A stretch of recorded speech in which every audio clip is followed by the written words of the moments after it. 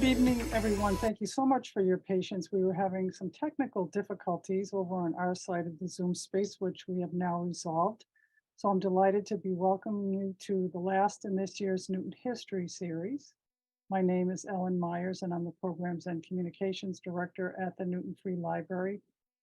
I really want to give a hearty shout of gratitude to Clara Silverstein, with whom I've worked for many years, who has done such a wonderful job of finding interesting topics for this year's series. And without further ado, I will turn the screen over to Clara. Okay, thank you.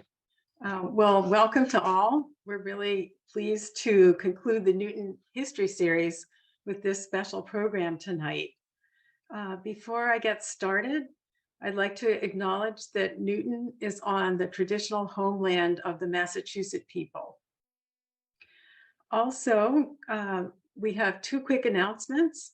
We have a first walking tour of the 2023 season, a look at Lower Falls from Wellesley and Newton.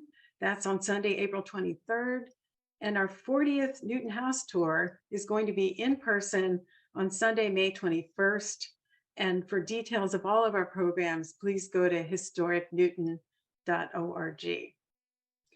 Now, before I introduce our special speakers tonight, I just want to give some background on Madam Margaret Shaloff, who is the subject of this program. And I learned about her last year. We had an appreciation of George Wein, who was one of her students. And that's how I found out about her. And I thought she could probably deserve a whole program of her own. So let me share my screen and tell you a little bit more about her.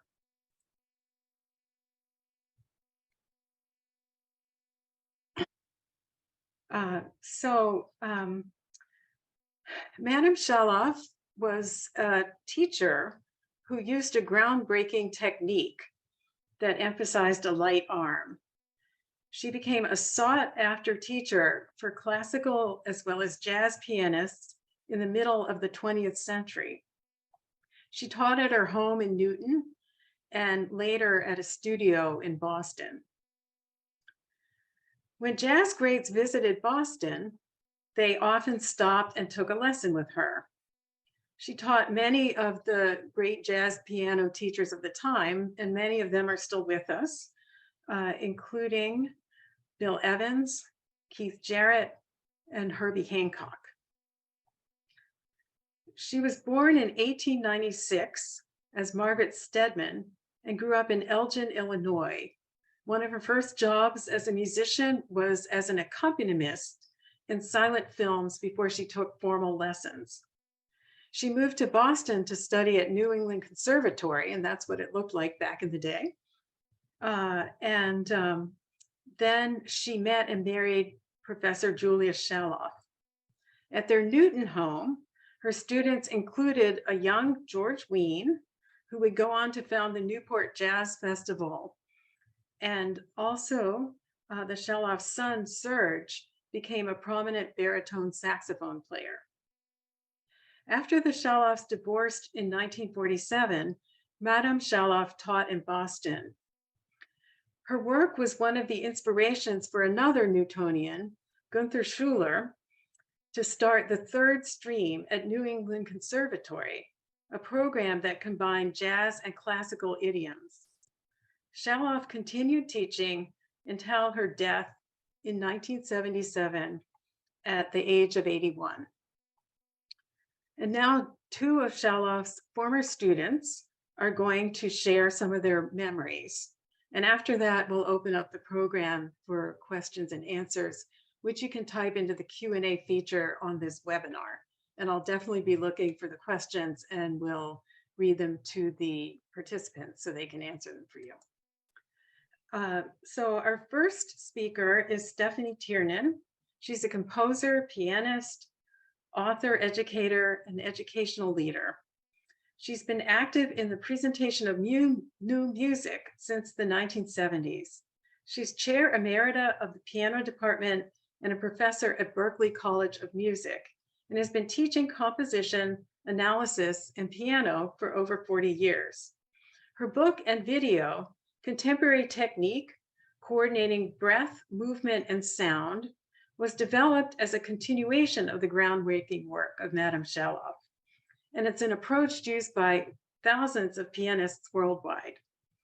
She has performed much of the world's great contemporary piano literature, as well as her own piano compositions inspired by her Irish roots.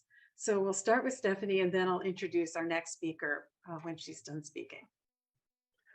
Thank you very much, Clara. That was a wonderful announcement. I appreciate that. It's really exciting tonight for me to be able to talk about this extraordinary woman who was profoundly influenced. She profoundly influenced me, as well as many, many musicians. I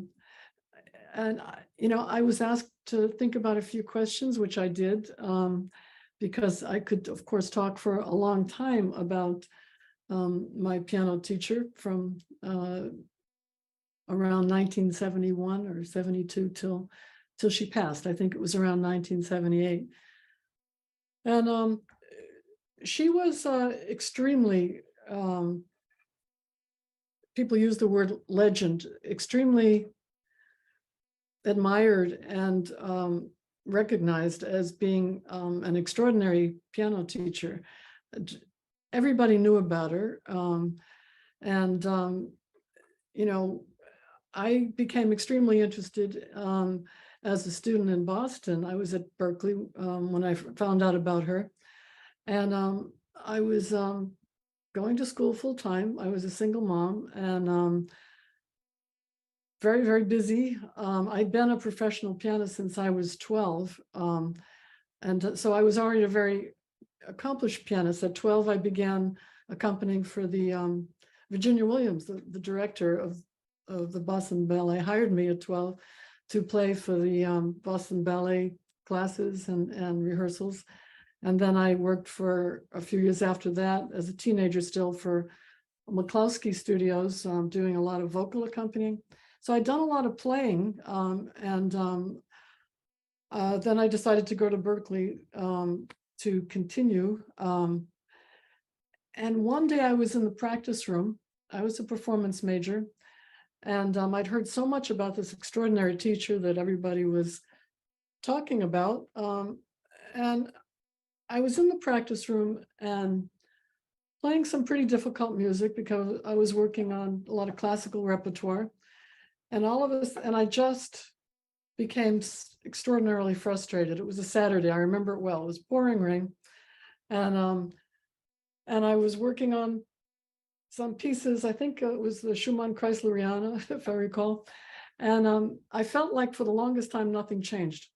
I'd reached a plateau. People would listen to me and say, that's wonderful, but it didn't feel wonderful.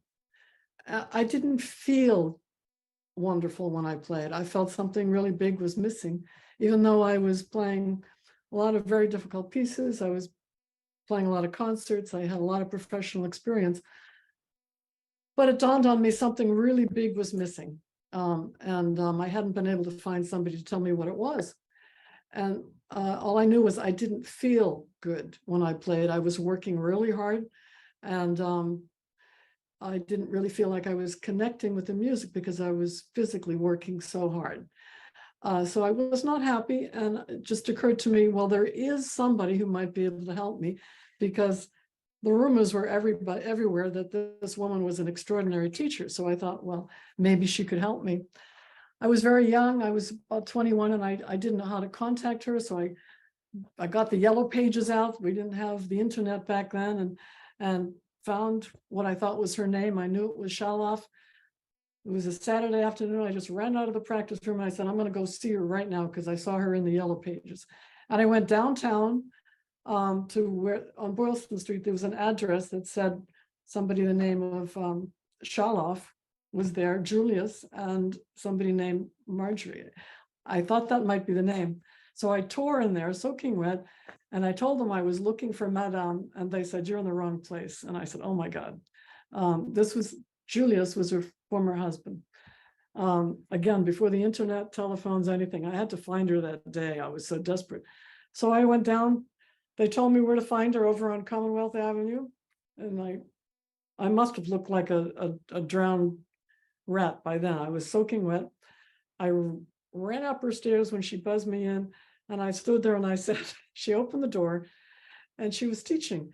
And she looked at me like she was a bit shocked because I don't think I looked like I should be there. And then I said, I'm desperate. I need a lesson right away. I'm having a lot of trouble and I need a lesson right away. And it was completely unannounced. I can't believe I did that. But she wasn't shocked. She was in there teaching and she looked at me and she looked like she felt sorry for me. So she led me in and she told me I could sit off in the corner by the kitchen and just listen while she taught. So that's how I met her. And then for the next couple of weeks, she would let me come in. She didn't know anything much about me. She didn't have time for me. But for the next couple of weeks, she let me come in and just listen, just audit her teaching. And so I was thrilled to get that much from her. And then one day, after a couple of weeks, when the student left, she said, well, why don't you come in and play now? Of course, I'd been waiting for that for a couple of weeks, at least. And so I ran in there and I was excited to sit down and play for her. And she said, okay, what are you playing? And I pulled out some music that was the Schumann Kreisleriana. And she said, oh, wonderful. And she sat down across the room and said, go ahead, play. And I started playing and I thought I played it pretty well. I thought she'd be pretty impressed, like most people were when I played. A lot of notes, fast and fairly virtuosic. And I finished, and then there was this quiet. She was still across the room.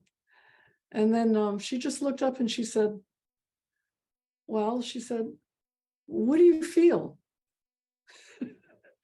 What were you feeling? And I was shocked because all my years of piano instruction, no one asked me what I felt before.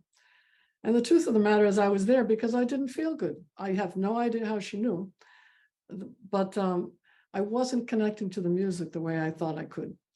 So, or I should. So when she asked that question, I was shocked because that's why I was there.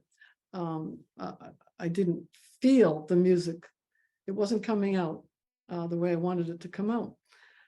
And so she sent me away and started inviting me to come for lessons. And I came every week. And what was extraordinary is we had many, many, many lessons for a long time that would go a couple of hours long even. And we would just work on one note. And she was famous for that. She would take you right down to the very, very essence of how do you connect to this instrument? And she focused a lot on using the breath to connect to how you feel. And I still to this day, I have been teaching the technique that she taught me. Of course, I've built on that with my own teaching. And it's created a foundation for everything that I teach that has to do with technique on piano. And, you know, I studied with her for a long time. She came to a lot of my concerts. She brought her friends sometimes with flowers, and she was very supportive when I was at New England Conservatory too. And she'd come out to listen to me. And after 6 years of studying with her, it was somewhat shortly before she passed. She said to me, she said, Stephanie, she said, you can teach this now. You can teach this. And it was so wonderful for me to hear that, because first of all, I had been teaching it. I hadn't asked her if that was okay. So now I felt, that was okay now. But also I found out with my students that it was the technique she taught, which basically was, she studied for a while at Curtis Institute. She had a really refined, I guess, Russian technique. She never called it that, but it was very economical and very, very refined. But what she did, she added something no one else ever thought of. she added posture, breathing, these fundamental ideas that you can find very easily in yoga or Tai Chi, but nobody was applying them to piano that I still have not heard of anybody who did what she did. And so the results were extraordinary. She taught me how to move easily and connect to how I feel through the breath. And I have used it for decades with my students. And half of the piano, I was thinking of how many piano faculty studied with me today.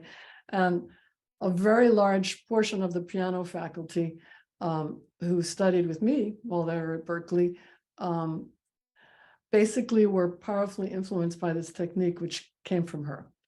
And so there are people all over the world, and that's just my little role. I'm sure that I know Rand Blake and many others also took what she had and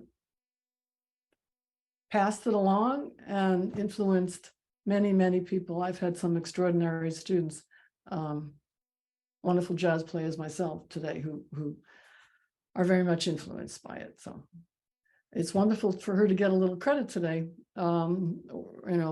because it's amazing how easy it is to forget somebody who is the source of something this powerful. Oh, I can't hear you. Oh, yeah. Did you want to say something more about a program at Berkeley that is starting? Yes, interestingly enough, and as Clara mentioned, I wrote a book that based on her fundamental principles that she taught. And that book is, as she told you, called Contemporary Piano Technique. The subtitle is what I actually wanted to be the main title, but the publisher turned it around. But I want to repeat what the subtitle is: Coordinating Breath, Movement, and Sound. And that book is the required book at Berkeley for a new program that starts, believe it or not, the timing is amazing for this, next week. Berkeley is going to have a piano performance degree that is entirely online. And the required book, the one that, for the required course on piano technique, which has, there's 2 levels of it, 2 semesters of it, is this book. So it's going out all over the world. Great. Well, thank you. We will call on you again for question and answer period. But now I'd like to introduce Rand Blake. In a career that spans nearly 6 decades, pianist Rand Blake has created a unique niche as a composer, performing artist, and educator. With a characteristic mix of spontaneous solos, modern classical tonalities, the great American blues and gospel traditions, and themes from classic film noir, Blake's singular sound has earned a dedicated following all over the world. His dual musical legacy includes nearly 50 albums on some of the world's finest jazz labels, as well as nearly 5 decades as a groundbreaking educator at New England Conservatory. And Rand is going to share a few of his memories now.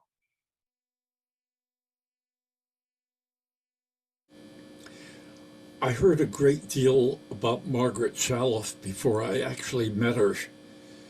When I was in New York City, I heard her mentioned by avant-garde composer Charles Warren as a person that had fantastic sound. And when studying with just a few lessons with Mary Lou Williams, she said there is somebody really in Boston that will really create miracles with not only pianists, but all instruments, instrumental vocalists. And Mary Lou mentioned breathing. When I heard the name Shaloff, I had heard of Serge Chaloff and the album Boston Blow Up. I knew that he was a fine baritone saxophonist, carrying on the legend of Harry Carney. Somehow, a popularizer, Jerry Mulligan, had lost some of the essential sound of saxophone, and Serge had found this, and he's a descendant of Harry Carney, but also even indirectly of his mother's teaching. Months would go by and I didn't hear about Madame Chaloff again, and then when I realized I would be moving to Boston, a few musicians in New York said how fortunate I would be to be in Boston and have a chance to meet Margaret Chaloff. I forget the actual moment that I met Margaret Chaloff. I think it was after a concert, and often I'm in a state of dream world after I've played, as I might be performing something about the coup d'etat in Greece or a tragedy of American racism. And I knew a very, very kind person came up and she said, "Don't give up. Let's talk soon." I was taken over to her Commonwealth Avenue apartment by Bill Banks and his sister Rebecca. And there was a whole group of people working with Madame Chaloff. Alban Zak on guitar, Scott Samvik, who really is terribly articulate when he talks about her breathing and her sense of spirituality and the way she can almost float through a room. A few weeks later, I was at the jazz workshop, which was on Boylston Street, and met Chick Corea, who raved about Margaret Chaloff and said that she was one of the most notable people in his life, in his musicianship. Often in my few lessons, I was told to emphasize more work on the treble part of the piano, and we would go over phrases at a time. I was also working on an album which called The Blue Potato, which is the most political thing I've ever recorded. I talked about Regis Debray, what Billie Holiday suffered, the plight of women in Italy, fascism to musicians on Bradiazzi, and Margaret Chaloff would say, emphasize your right hand and use the treble of the piano, not only the sonority of the bass register. Often I would be speechless after a lesson and would walk back to my Back Bay apartment, and suddenly things would sink in on what she said. I would discuss this with Gunther Schuller and other people of the Third Stream Department, which is now called Contemporary Arts Department, and this is at New England Conservatory. But at Berkeley, at Juilliard, and the New York streets, the University of the Street, East Coast, I would hear her name mentioned, and a legend really was born. One of my last memories of her was at the Newport Jazz Festival, and this would have been 71 or 72. The years float by. Dionne Warwick was the headliner, and there was, I think, one of the 3 or 4 times that there was a great crowd that emptied the stadium, and it was not a riot, but an overwhelming sense of people running, and suddenly a car came up and I was rescued, and either Margaret Chaloff was at the wheel or one of her associates, Avram David, and I was taken to a place that I was boarding at in Newport, safely deposited, and I could not get over the rescue. Maybe that's a bit of an exaggeration. To this day, I really remember Margaret Shaloff, and it was such an honor to have my few months with her.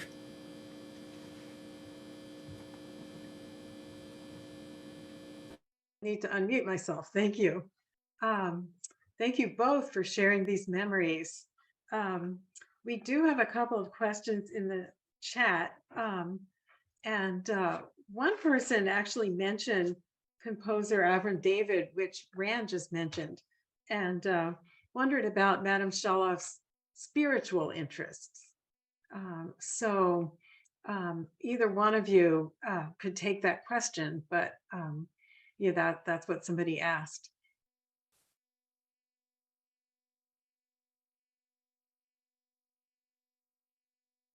I guess I'm waiting for the other one. So go ahead, Right. Matt. Okay, they're ready. I'm sorry, I didn't hear the question. Yes, spiritual aspect.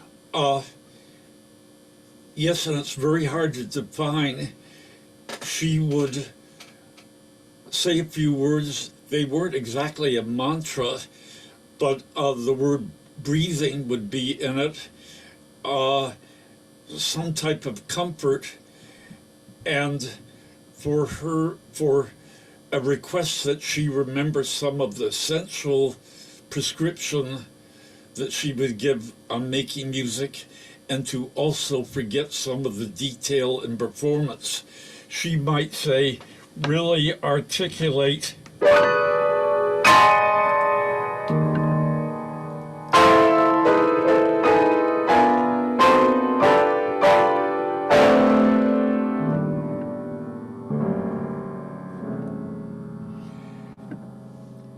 and as my years in Boston continued, so many people, particularly from Switzerland, Cuba, would talk about this remarkable woman. And as years went by, I began to appreciate more the time that I had with her.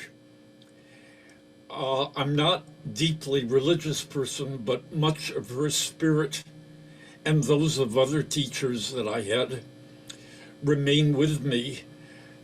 And really, I was able to survive the ill winds that happened to all of us. And she would often, along with so many other people, enter my dream world.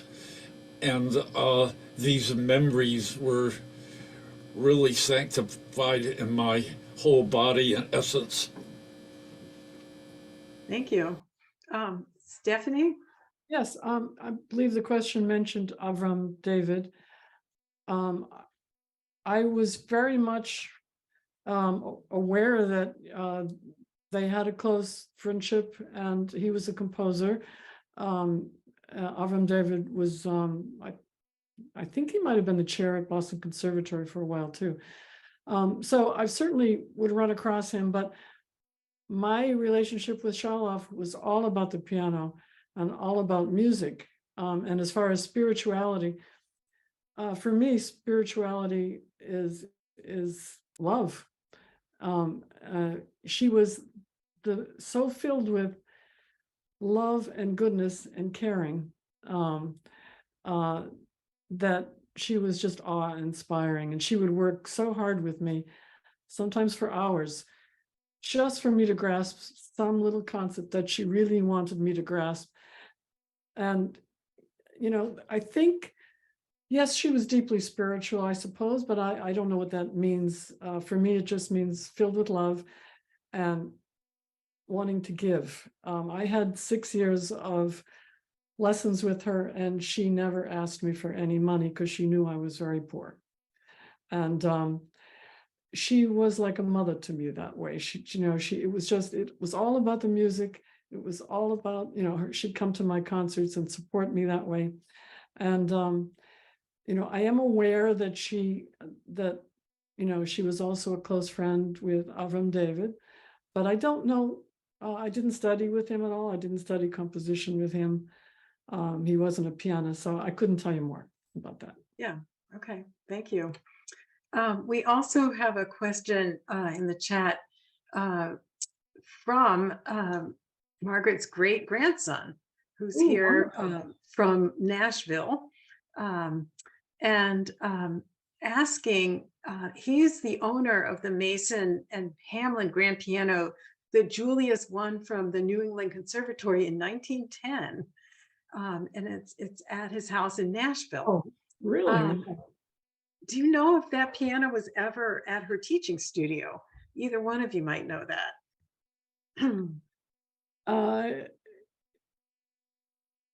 I couldn't really tell you for sure. She had a gorgeous, very large grand piano. To me, that was just extraordinary. Just the piano was a very beautiful piano. I couldn't even tell you what kind of piano it is. Back then, it was just beautiful. And what I do remember is how she could make it sing, how she could just, my God, when she would sit down sometimes just to play a little bit, it was that piano just filled the room. And she was a living example of what she was teaching, with just the sound, the beautiful sound, connected to the breath, connected to the feelings. It just went right through her and through the piano and across the room. Wow. So I hope it was that piano. That would be right. If you know whether the piano came from or if she had that piano in Commonwealth Avenue in Boston, or in Newton for that matter, you can let us know. And maybe there'll be more research on it. I know Louise Meyer is planning to do a short book, and I think there'll be more insight from other people that really studied with her. I'm so envious that people had her for 6 years or more. Fabulous. This, right, actually, somebody on the chat is saying that he wants to do a documentary about Madame Shaloff. So, and I have contact information that I can share later, but that's interesting. There are certainly a lot of people who understand her influence. Let's see. I also am hearing from somebody who was a student of Julius Shaloff from 1968 to 1976, his later years, and asking, and I had asked this before too, how her title Madame or Madam came to be given to her, or maybe it's a term she started using. It's, if people speak French, it's the way, it's like calling somebody Mrs. in French. Anyone know? I'd love to find out. I don't know. No, I mean, that's not such a unique term. There are other people in education that are called madam. Or That's true. That didn't feel strange, or nobody really questioned it. It was a term of great respect. It seemed so right, but we didn't think much of it. Right. Okay. Let's see. Did she perform much as a pianist herself, or was she more known? Well, she certainly was known as a teacher. I don't know whether she had a career as a pianist. Oh, go ahead, Ram. Go ahead. I remember hearing her. I would get there early while another person was finishing a lesson, and she was speaking about Mozart, and she went and did a few arpeggios and a minuet, and was very, very precise, but I never really heard her do an extended performance. Well, I didn't either, although she was in her 80s when I was studying with her, so I had my own little private performances, parts of pieces that she would play for me, but she wasn't playing publicly at that time. Okay.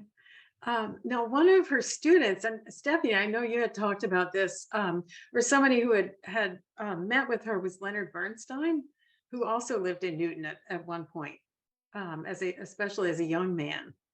Do you know more about that? Well, I do know, I think it might have been near the last year or two of her life. Often I'd be there and Lenny was calling up and they'd been chatting. So they got to be very close friends. You know, I tried to be polite and not over really hear things. Sometimes I'd have to be waiting for her while she'd be on the phone. But all I can really tell you is that they were quite close and he confided a lot in her.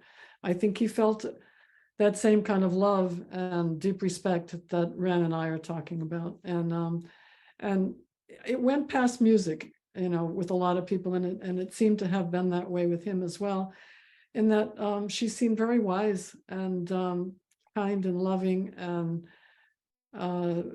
unique, and somebody that people like Leonard Bernstein felt that he could confide in with, and I'm sure they had some very deep conversations. Okay. Ran, anything to add on that? I know students of Abby Whiteside or descendants of students had a feeling of worship, even though there were some differences in teaching methods, which at the time I didn't understand, as I really so much worked by ear and not written music. And these words occasionally come back to me, but there are so many ideas that have been floating around and continue to. I really hope a documentary will be made. Okay. Somebody is remembering that she had a very special way of celebrating birthdays. She had a book with pictures of playing cards, and she asked your birthday and would link your birthday with a card and make predictions about you. Do either one of you remember her doing something like this? I'll start with you, Stephanie, because you. No, she used to like to take my hand though and read the lines sometimes, but it was more, it wasn't part of the lesson or something. It was just when we were relaxing and chatting, and it's sort of but you know, she everything she did with such credibility that you would believe it, you know, everything she says, because she would say it with such conviction, and she seemed to be right about so much that but I mean, it wasn't something we took particularly seriously. I didn't. And I do believe she was interested in the tarot, but I can't think of any particular situation where that came up. Yeah. Okay. Rand, something to add? I only met Leonard Bernstein once for 2 minutes through Gunther Schuller, but I did wait at a club called the Jazz Gallery in New York City, and Eric Leinsdorf's son was there at the same time. And he had heard a lot about Margaret Chaloff through people at Tanglewood, and he had said that Leonard Bernstein had mentioned her. So this was indirect. Right. Okay. Do you want to talk about the birthday, how she celebrates? I don't think part of the birthday, or maybe I was once or twice. There's so many other memories. I don't think I'm probably the best person to remember. Could I be reminded when the birthday was? It in March? Or it was more about Oh, how she would approach birthdays. Did she ever show you a book of cards about birthdays? No, but she would talk about past memories, and she did look at my hands once, but it was not like I didn't feel it was a fortune teller. I just felt she was looking at my bone structure, but I think she had something else in her mind. Her eyes would gleam. I can see her smile now. And I remember trying to describe this to Gunther or Cheryl Weber or other people, but it's very hard to articulate memories. She had so many sides to her, but she was so clear and a real model. okay. Yeah.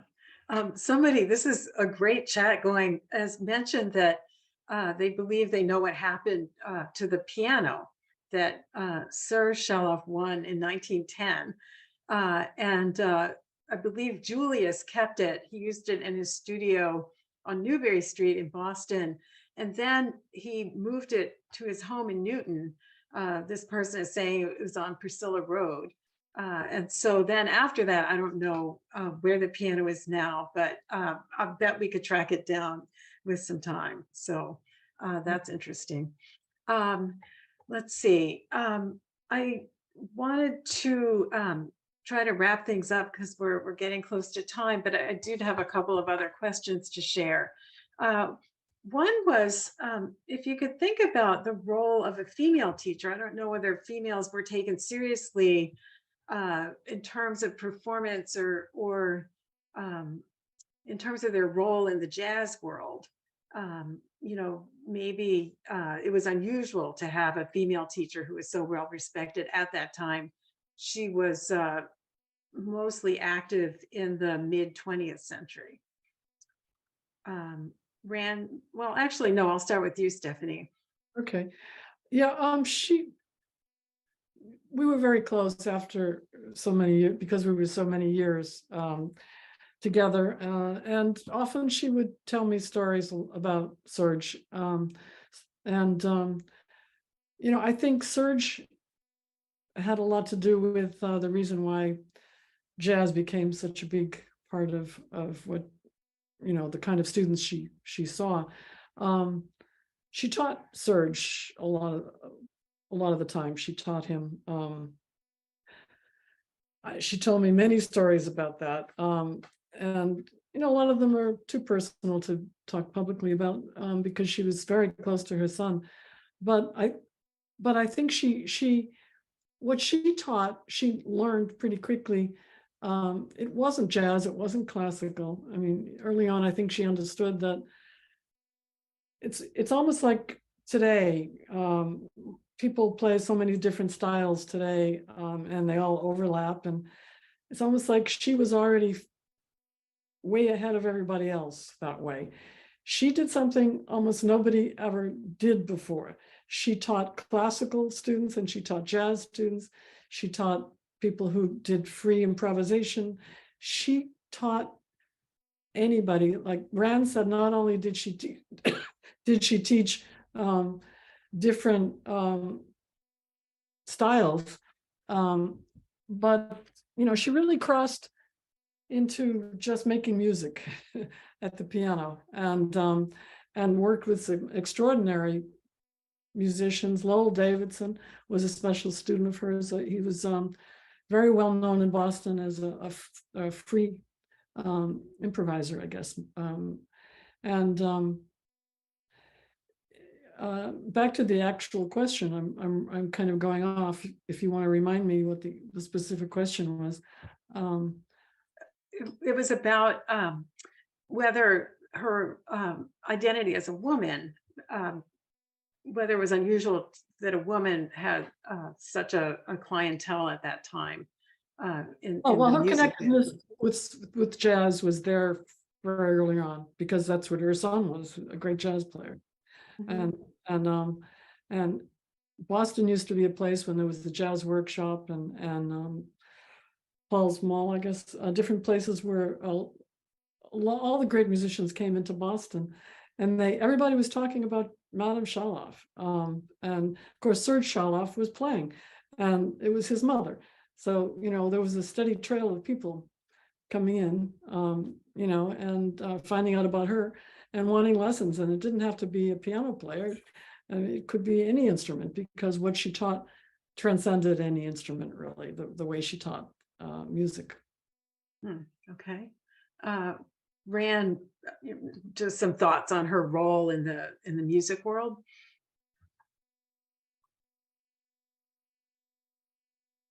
Rand, so they're asking about her identity as a female, as a teacher, and in the music world, in both classical and jazz.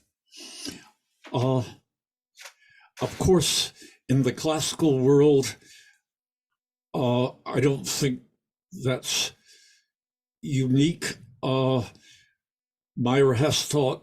I studied with Kate Wolf. And in the jazz world, I mentioned Mary Lou Williams, Lil Hardin Armstrong, who was married to Lewis, taught in the Chicago area for years. Later on, in more recent history, Betty Carter, Jerry Allen, Melba Liston taught trombone to both women and men. And there was the legendary, another legend, Mildred Falls, who taught gospel piano and who was identified for years with Mahalia Jackson. So teaching has been, women have been very important to all kinds of music. Okay.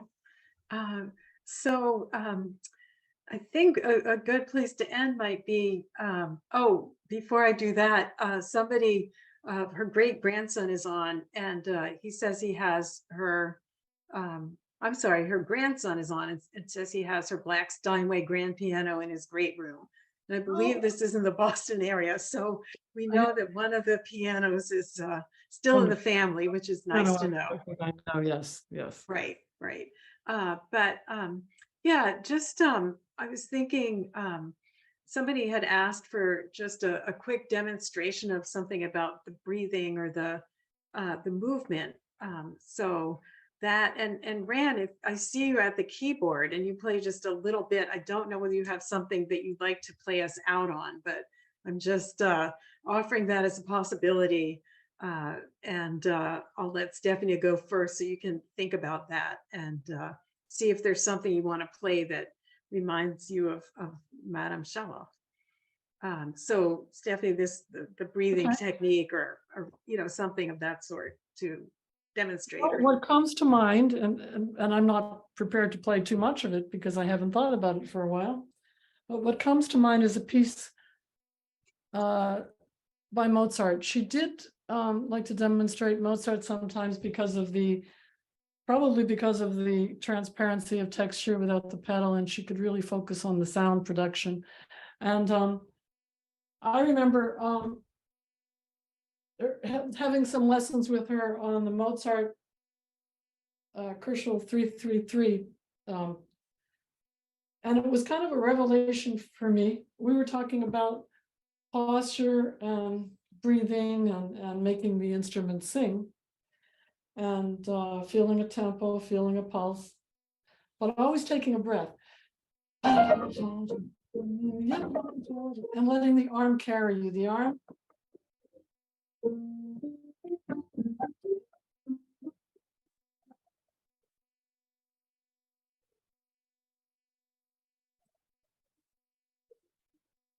It's hard to hear the sound on Zoom, unfortunately.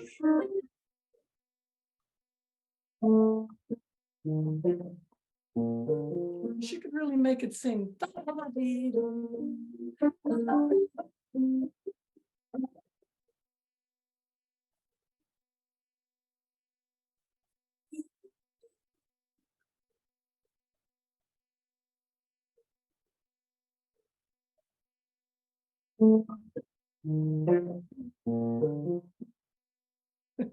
Thank you. Yeah, it was hard to hear on Zoom, but the posture and the way you moved was, we could hear snatches of it. Rand, did you want to play something for us as we end the program? Yes. I also want to just extend good memories to Margaret Chaloff's other son, who had high fidelity record store, phonograph store on Cypress Street as it intercepts Boylston, later Route 9. When I moved to Boston, because of the coup d'etat in Greece, I was working on a piece called Brady, which in itself did not have a political motive, but I gave one. And I remember Margaret Chaloff and another educator, Hank Snetsky, saying, be very clear on and respect the original composer before you add your own noir. So I worked up an 8-minute version. Don't worry, I'm only going to play a minute and a half, but this is what I remember playing for Margaret Chaloff on Commonwealth Avenue.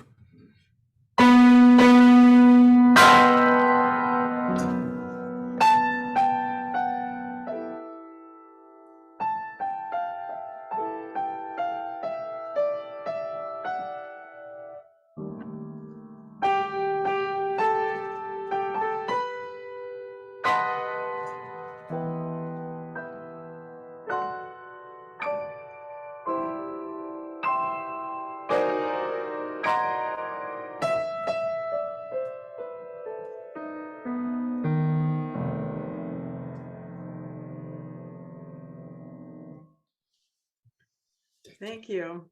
And thank you to you, Ran, and you, Stephanie. Thanks to both of you for presenting such an interesting program.